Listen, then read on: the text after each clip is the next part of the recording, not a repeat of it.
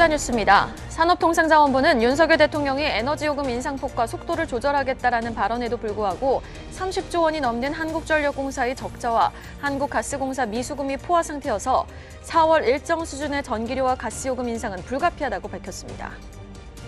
박정호 SK하이닉스 대표이사 부회장은 앞으로 인공지능 챗봇 서비스 분야가 반도체 수요의 새로운 킬러 애플리케이션이 될 것이라며 AI 시대에 일어날 기술 혁신의 중심에 항상 메모리 반도체가 있을 것이라고 말했습니다. 대웅제약은 보툴리눔 톡신 나보타의 도용 여부를 두고 메디톡스와의 민사소송 1심 판결에 대한 집행정지 신청서를 15일 서울중앙지방법원에 제출했다고 밝혔습니다. 트렌드포스는 삼성전기의 자동차용 MLCC 생산 능력 점유율은 올해 14%를 기록할 것이라고 전망했습니다. 이 점유율은 지난해 4%보다 9%포인트 오른 수치입니다. 전기차 배터리인 2차 전지 제조용 소재를 생산하는 재원산업이 경영권 매각을 추진합니다. 지난해 4천억 원의 투자 유치에 나섰다 진척이 없자 경영권 매각 가능성도 함께 열어놓고 예비 투자자들과 협상에 나선 것으로 확인됐습니다. 배터리 도전제 핵심 소재인 탄소 나노튜브를 양산하는 제이오가 코스닥 시장에 신규 상장됩니다.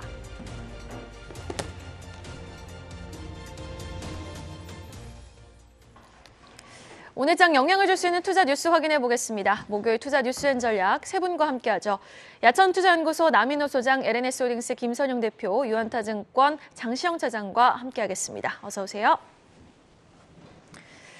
자, 1월 CPI는 발표가 됐고요. 오늘 밤 PPI 발표를 기다리는 가운데 우리는 전일 어떤 종목이 어떤 흐름을 보이면서 움직였는지 좀 시장 성격을 파악할 필요가 있어 보입니다. 첫 번째 이슈는요. 미국발 긴축 장기화 우려 속 동반 하락했던 전거래의 카카오와 네이버 확인해 보도록 하겠습니다.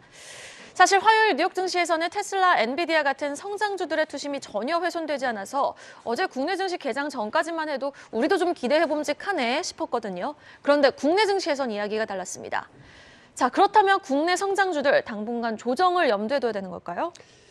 예, 저는 순서를 이렇게 잡고 싶습니다. 어제 CPI가 6.4로 발표되면서 기대치, 예상치 6.2보다 더 높았다. 그러면 어떻게 될까요? 미국이 지금 금리 인하를 할까 말까 고민 중인데 금리 인하는커녕 오히려 지금 가지고 있는 금융 긴축 스탠스를 조금 더 길게 갈 수 있다. 빠르면 상반기에도 우리가 어떤 피벗을 기대했는데 이건 뭐 상반기가 문제가 아니고 올해는 금리 인하 물 건너간 것 아니냐 이렇게 됩니다. 그 다음 순서가 뭘까요? 그러다 보니까는 달러가 강해집니다. 달러가 강해진다는 얘기는 뭐죠? 우리 원화가 약해진다는 뜻이죠. 물론 어제 1,300원까지는 가지 않았습니다만 최근에 1,218원까지 강세를 보였던 우리 원화가 어제 얼마까지 갔습니까? 거의 1,280원대까지 갔습니다. 이제 말 그대로 20원만 더 우리가 약해지면은 1,300원을 또다시 돌파할 수 있다. 이 소식에 누가 가장 놀랐을까요? 그렇습니다. 우리나라에 680조 원이라는 천문학적인 주식을 가지고 있는 외국인 투자가들이 기겁을 했을 겁니다.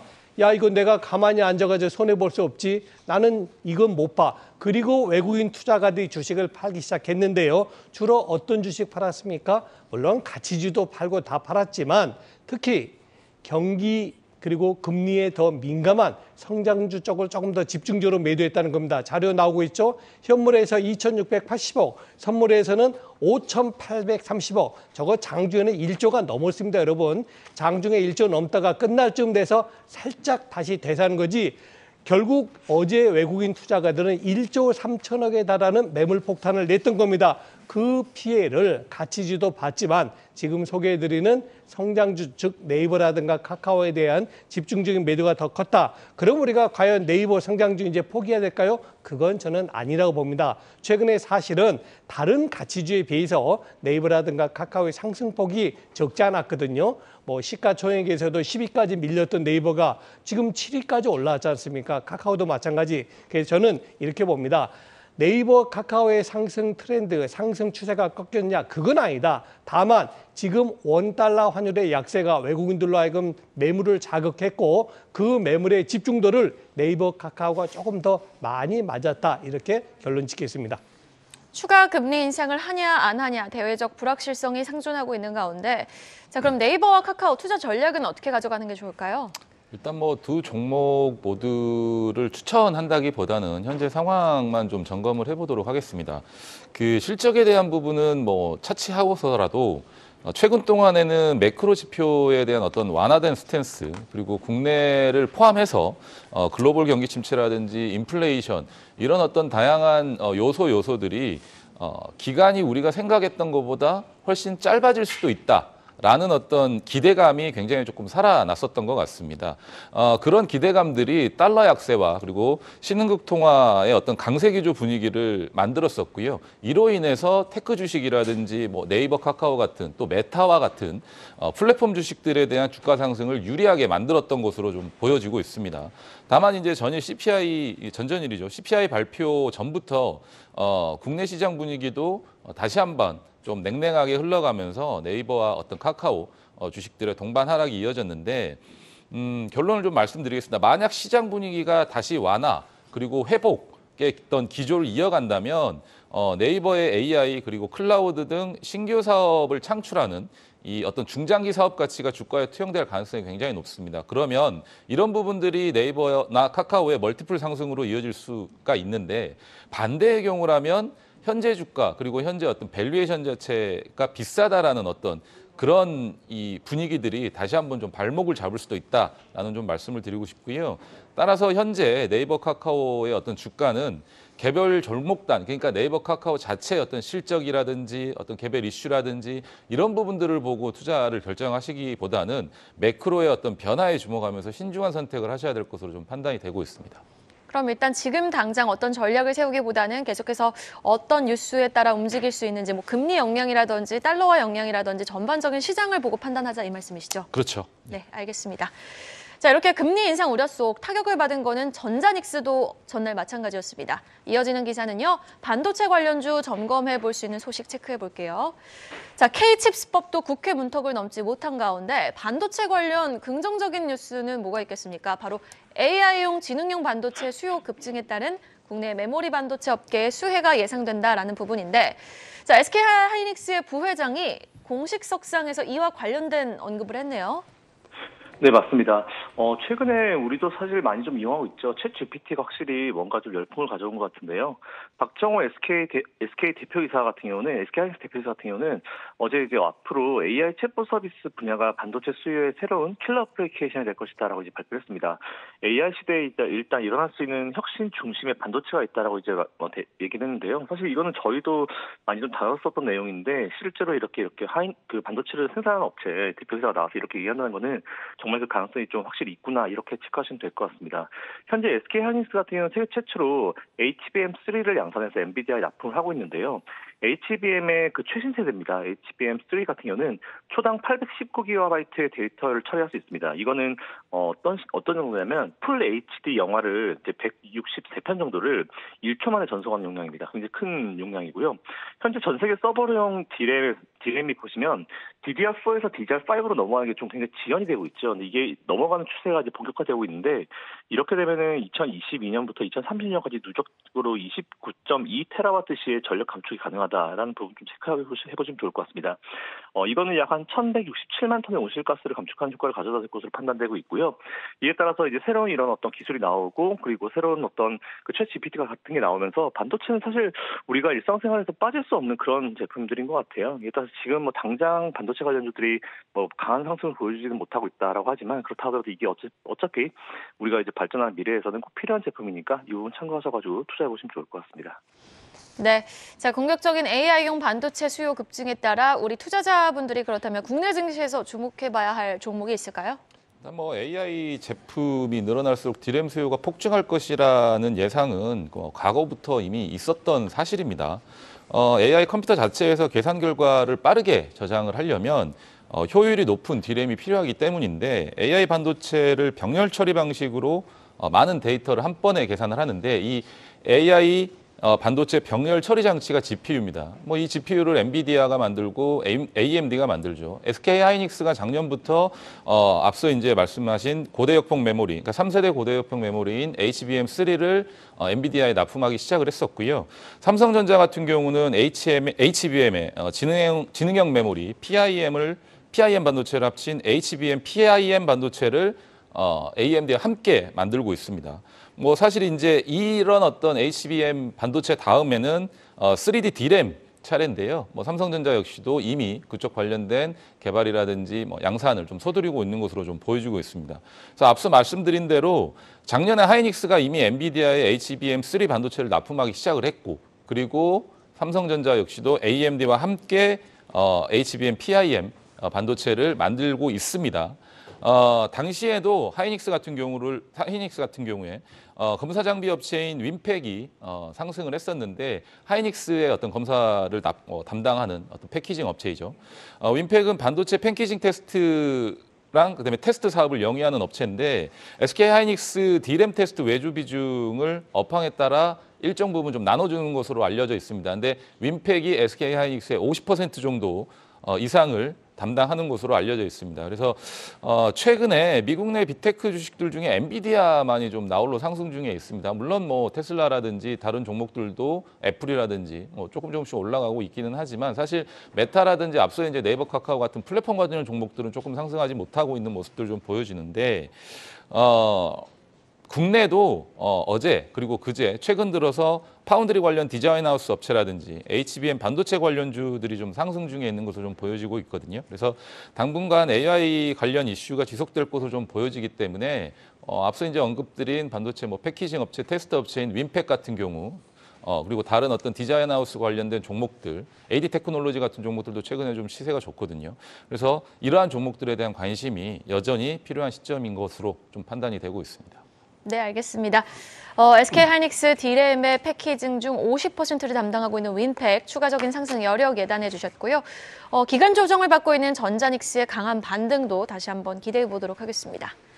이어지는 소식은요, 어제 또 크게 낙폭을 키웠던 종목입니다. 한국항공우주 관련 뉴스 확인해 보시죠. 어제 무려 7% 하락했던 한국항공우주. 근데요, 올해 수주잔고 매출 뭐 급증할 것으로 지금 내다보고 있네요. 어떤 내용입니까? 예, 그렇습니다.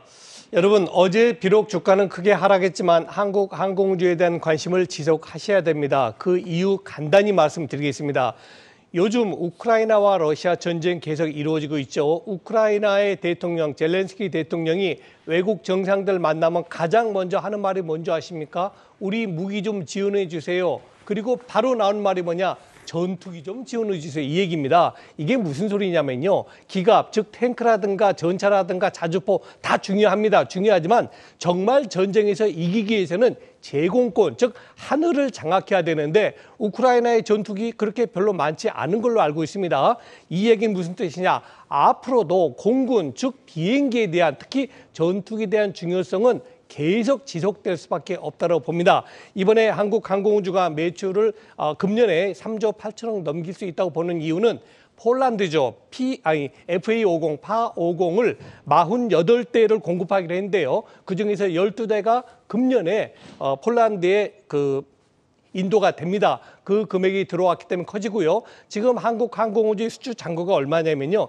24조 원입니다. 그리고 금년에 또 4조가 더 늘어납니다. 이 뜻은 뭐냐? 앞으로 적어도 2년 내지 3년, 길게는 5년 동안 한국항공우주의 수출, 매출 규모는 커질 수밖에 없다는 겁니다. 그래서 금년에는 비록 3조 8천억이지만 내년에는 5조, 7조 이렇게 기하급수적으로 증가될 가능성이 크다고 봅니다. 마지막입니다.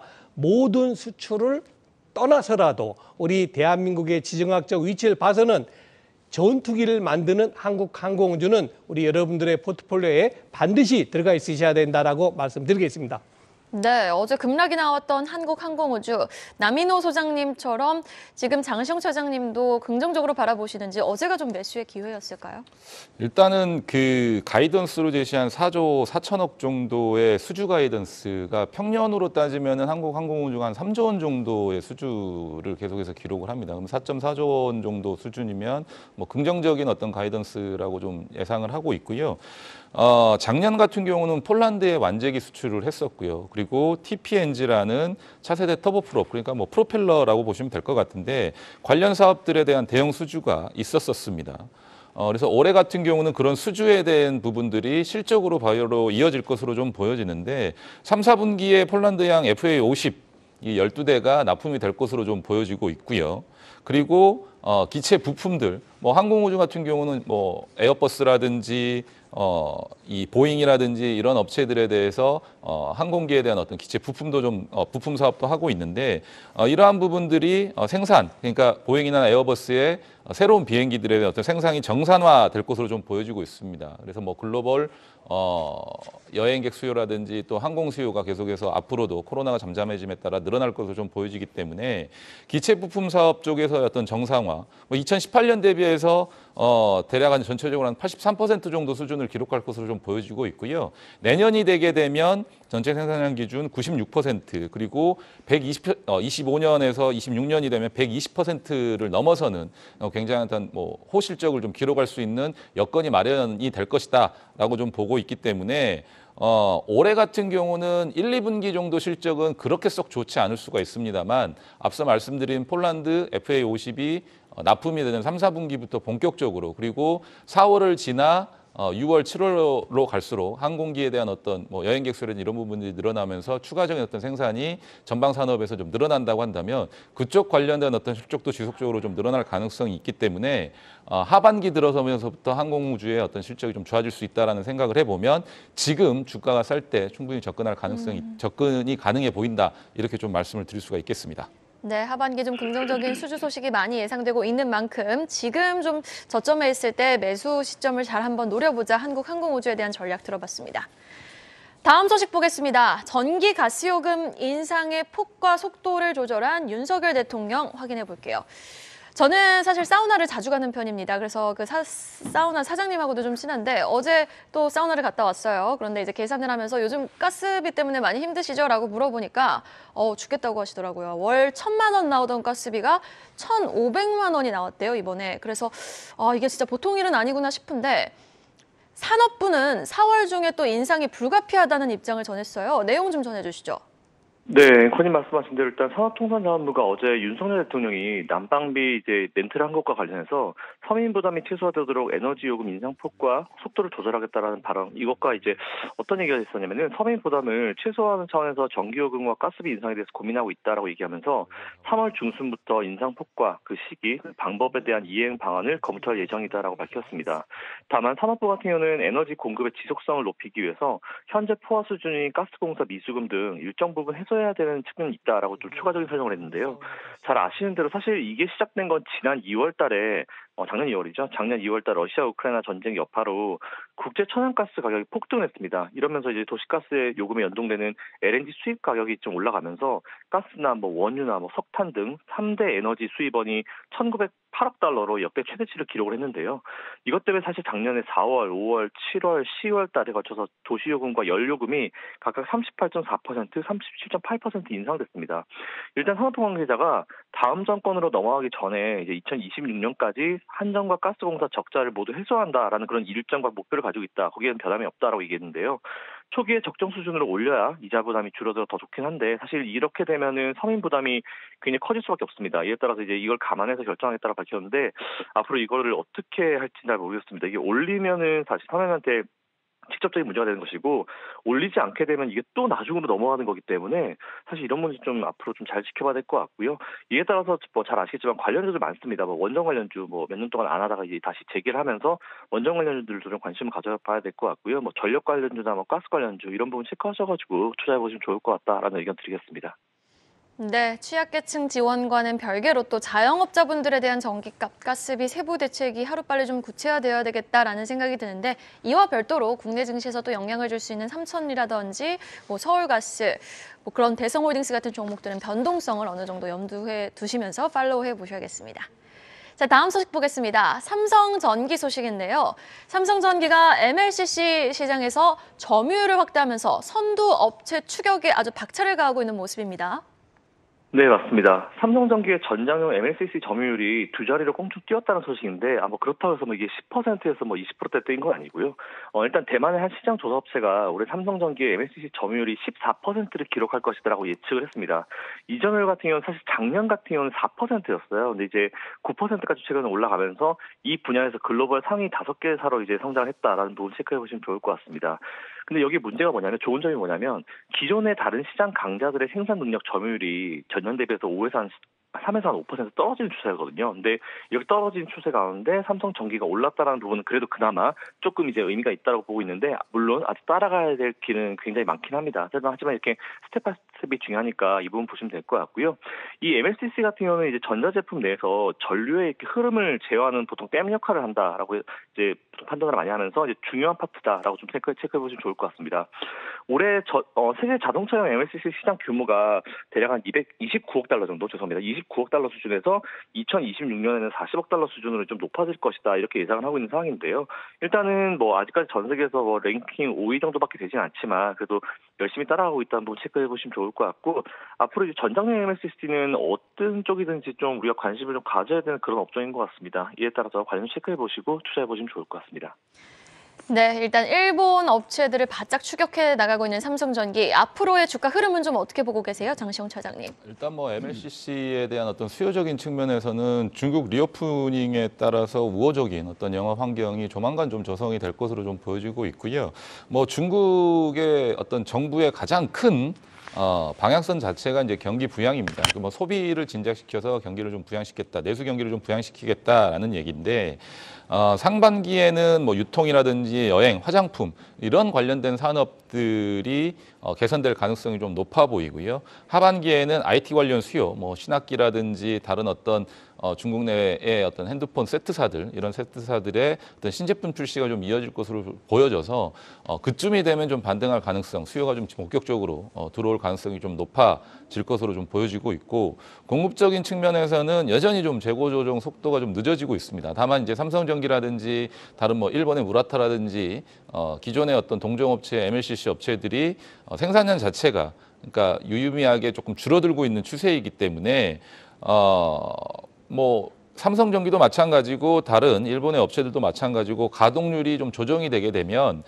공급 축소 효과가 나타나게 됩니다. 그러면 유통 채널 쪽에서도 충분히 재고를 조정할 수 있는 시기가 주어질 수 있을 것으로 좀 보여지기 때문에 추후에 소비가 조금 늘어난다라고 한다면 그를 바탕으로 가동률은 점진적으로 늘어나면서 실적 개선이 또는 수익성 개선이 이루어질 것으로 좀 전망이 되고 있습니다. 그러면 어찌됐든지 간에 앞서 이제 말씀드린 내용과 같이 한국항공우주와 같이 상반기 중으로는 유의미한 어떤 반등이라든지 유의미한 실적 개선이 좀 이루어지지 않을 수 있습니다만 하반기로 가면서 중국의 리오프닝과 더불어서 소비의 심리라든지 이런 부분들이 충분히 좀 개선되기 시작하고 경기 선행지 추자든지 이런 부분들이 다시 한번 바닥권에서 턴어라운드하는 어떤 모습들이 관찰이 되기 시작한다면 IT 쪽에서 실질적인 어떤 수요적인 측면에서 뭔가 변화가 이루어질 수 있다. 이런 부분들이 좀 감지된다고 하면 주가 상승이 좀 이어질 수 있기 때문에 지금 시점에서 좀 저가 매수를 하는 전략은 유효하다라고 좀 판단을 하고 있습니다. 네, 알겠습니다. 한국항공우주와 마찬가지로 삼성전기 하반기가 기대되니 지금 시점에서 계속해서 주가를 팔로우해보면서 저점을 한번 잘 노려보자라고 말씀해 주셨습니다. 마지막 기사 보겠습니다. 늘어나고 있는 주주 친화 정책 뉴스로 한번 마무리해 볼게요. 최근 오아시스도 그렇고 IPO와 유상증자는 줄어든 반면 오늘 또 개장 전에 속보가 나왔죠. 이 삼성물산이 3조 원 규모의 자사주를 5년에 걸쳐서 소각하겠다라는 뉴스가 나왔는데 지금 기업들이 자사주 매입과 소각은 좀 늘려나가는 것 같아요. 그렇죠? 예, 그렇습니다. 시청자 여러분, 오늘 같이 공부 한번 해보시죠. 여러분들은 주가의 변동 요인, 주가가 오르고 내리는데 가장 크게 적용하는 팩트가 뭐라고 보십니까? 두 번째로 중요한 팩트는 뭐라고 보십니까? 제가 생각하는 1번, 2번 말씀드리겠습니다. 저는 주가가 오르고 내리는데 가장 큰 영향을 주는 것은 1번, 환율이다. 그 나라의 통화 가치가 주가 움직임에 가장 큰 영향을 준다고 보는 것이고요. 다음에 2번이 뭐냐? 바로 수급입니다. 오늘은 그래서 이 두 번째 수급에 대해서 여러분께 좀 말씀드리고자 하는데요. 자, 수급이란 건 뭘 뜻할까요? 공급과 수요입니다. 얼마나 많은 물량을 베푸느냐, 그리고 수요는 뭐죠? 얼마나 많은 물량을 사주느냐인데, 자, 먼저 공급 사이드부터 한번 봐보시죠. 작년에 그 악몽과 같은 2022년 왜 이렇게 전 세계 꼴찌가 됐습니까? 우리 대한민국이. 뭐 기업도 얘기하겠습니다. 전부 아시는 거니까. LG 에너지 솔루션 때문입니다. 1월 달에 70조 원에 달하는 그런 거대한 공룡 같은 물건이 딱 나오니까 블랙홀이 돼버린 겁니다. 기관 투자가, 외국인 투자가 모두가 다 LG 에너지 솔루션 사기 위해서 가지고 있는 기어타 주식을 팔았던 겁니다. 근데 그게 끝이 아니었죠. 1분기, 2분기, 3분기 시장이 좋다 보니까 우리는 물적 분할하겠다, 우리는 유상증자하겠다, 우리는 전환사채 발행하겠다, 우리는 신조 인수권부 사채 발행하겠다 등등 모든 기업들이 전부 이렇게 기업 공개를 하고 그랬습니다. 그리고 수요는 뭐가 있었죠? 거의 없었죠. 자사주소가 별로 없었습니다. 그런데 금년의 상황 달라졌죠. 뭐 최근에도 모 기업이 이번에 기업 공개하려다가 철회했죠. 왜? 우리가 바라보는 시장의 가치는 5조 원인데 지금 시장에서 1조밖에 못 받아? 그래요? 그럼 우리 다음에 할게요. 그렇게 철회한 거 아닙니까? 이렇게 공급이 줄어듭니다. 반대로 수요는 어떻습니까? 여러분 놀라지 마십시오. 2년 전이죠. 2021년도에요. 1월 초부터 해서 2월 중순까지 해가지고 자사주 매입을 얼마 했냐면 700억 했습니다. 700억. 별로 적은 겁니다. 그런데 작년에는 얼마 했냐? 1월 초부터 2월 중순까지 자그마치 700억의 5배인 1조 4천억을 했습니다. 죄송합니다. 2,200억을. 그리고 금년도입니다. 금년도 1월 달부터 어제 그제까지 자사주소가 공시를 한 기업이 금액이 얼마냐? 1조 4천억입니다. 이 뜻은 뭡니까? 공급은 줄어들고 수요는 점점점 늘어나고 있는 겁니다. 결론은 금년도에 우리나라 주식시장이 전 세계에서 가장 좋은 성적을 낼 것으로 기대되는 요인 중에 하나가 바로 수급 여건이 좋다. 공급은 줄어들고 있고 수요는 계속 증가하고 있다. 방금 전에 삼성물산도 3조 원이면요 상당히 큰 영향을 주는 겁니다. 그래서 이런 부분 등이 일시적으로 끝나는 게 아닙니다. 앞으로 우리나라는 이미 선진화 금융시장 됐기 때문에 계속 자사주소가 커질 겁니다. 저는 우리 대한민국 주식시장이 지금처럼 올바른 길로 가기를 다시 한번 바라겠습니다.